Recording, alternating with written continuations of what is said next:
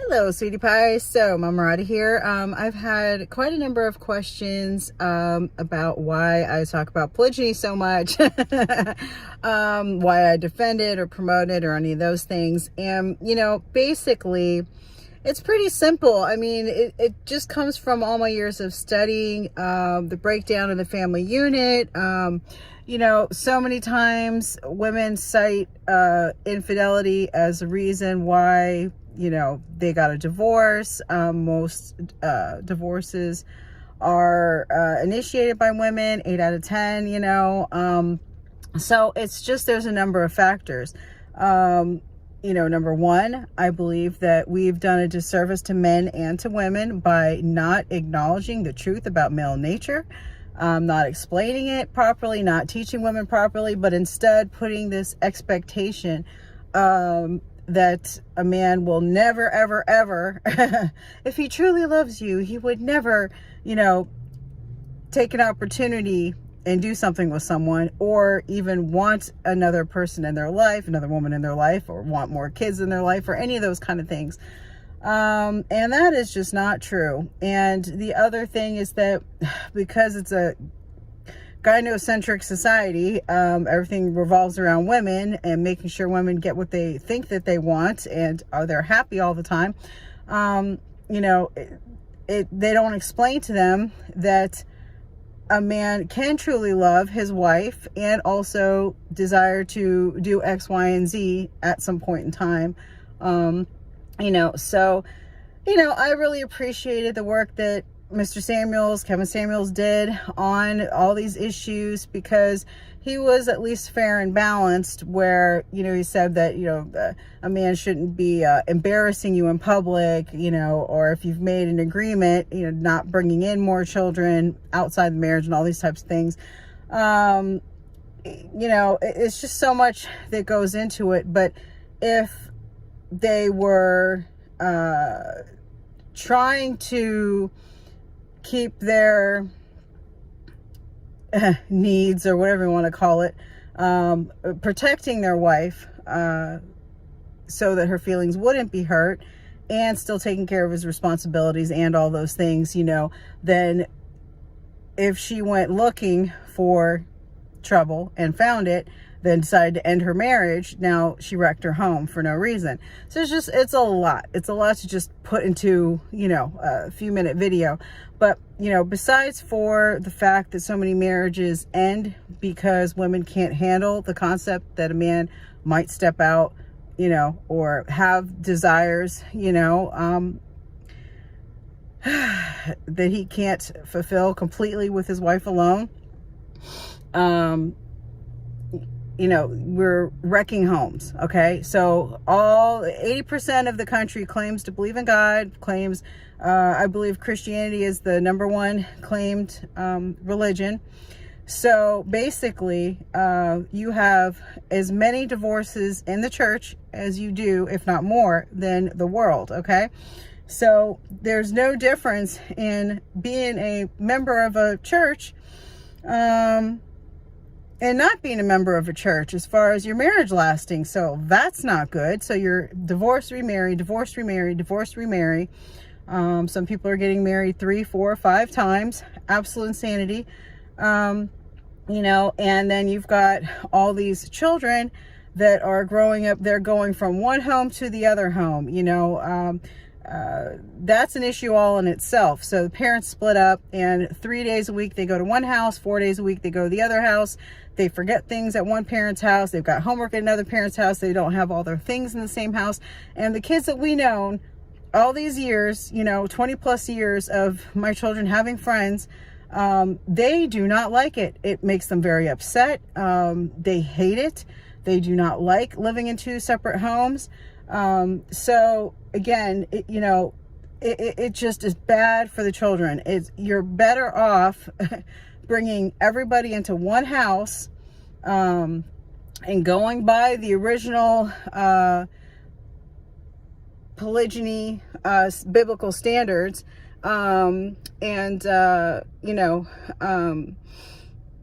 of responsibility. The man takes responsibility for however many wives he can afford. Okay.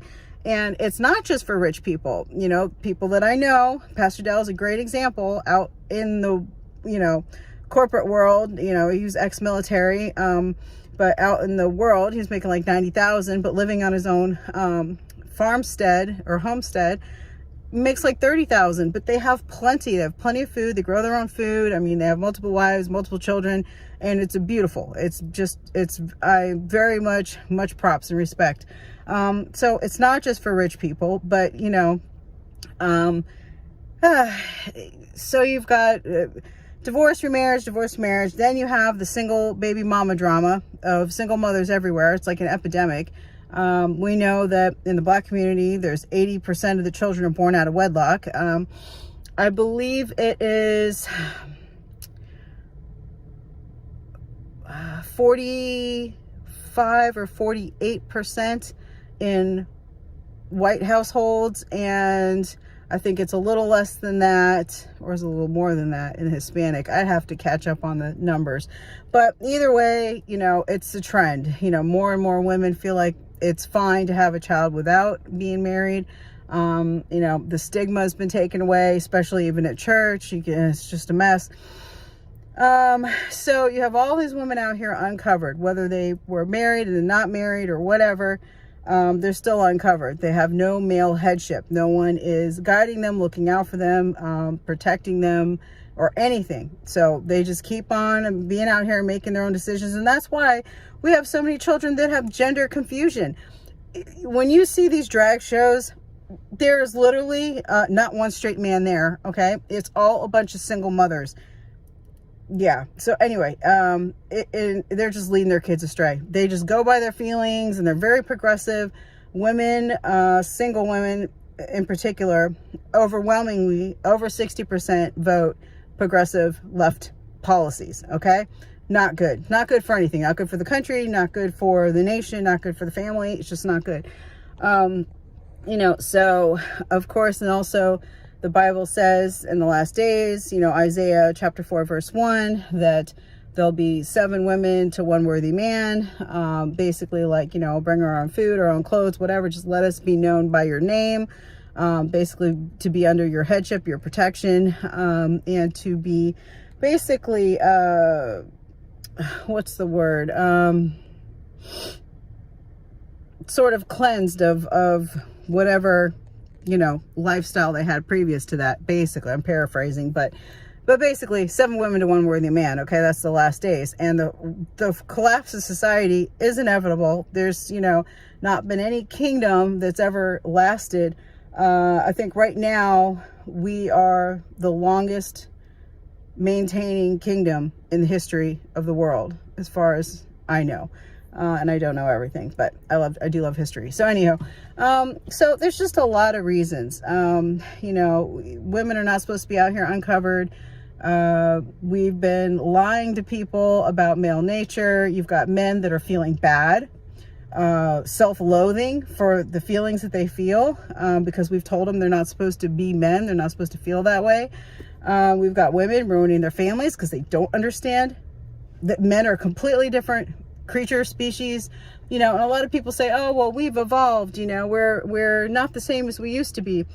Well, that's only so true, because, you know, you, like I say, you can only be a feminist in a first world country. So we're just, you know, one EMP, one disaster away from being just like our ancestors were. Okay.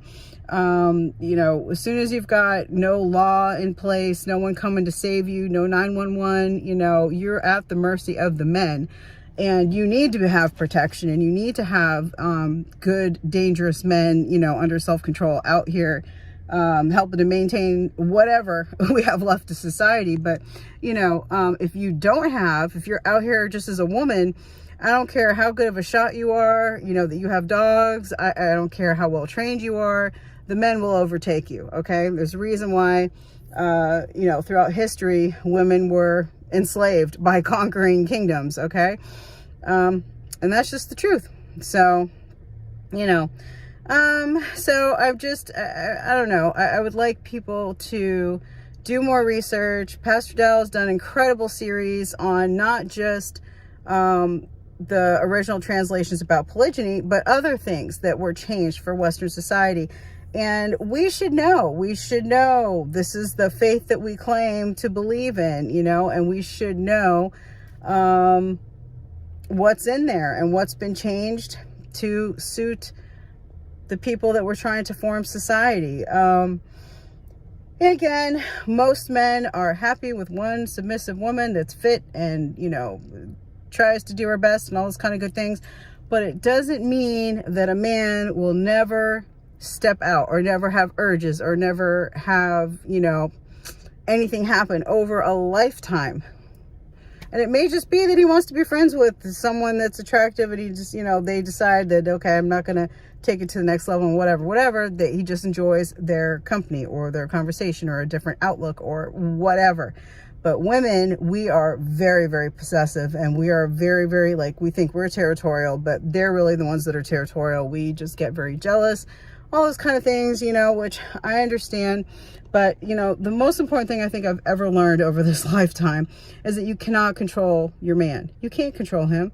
And in reverse, he is supposed to control you. That doesn't sound fair, but that is the way that life is. And we are supposed to be under the headship of men because our decisions are illogical, irrational, emotional, and we can get ourselves into trouble. And it keeps us safe. Again, my husband would always say, no one's going to kidnap me. No one's going to rape me, honey. That's why I need to know where you are, and you don't necessarily have to know where I am. I'll let you know, and, I'll be fine regardless. So it's just what it is. And we just need a whole lot more honesty about men and women. I think we know a lot about women, but we don't know, well, whoever can figure us out, because we can't figure ourselves out, but we don't know enough about true masculinity. And it's been demonized so much on purpose.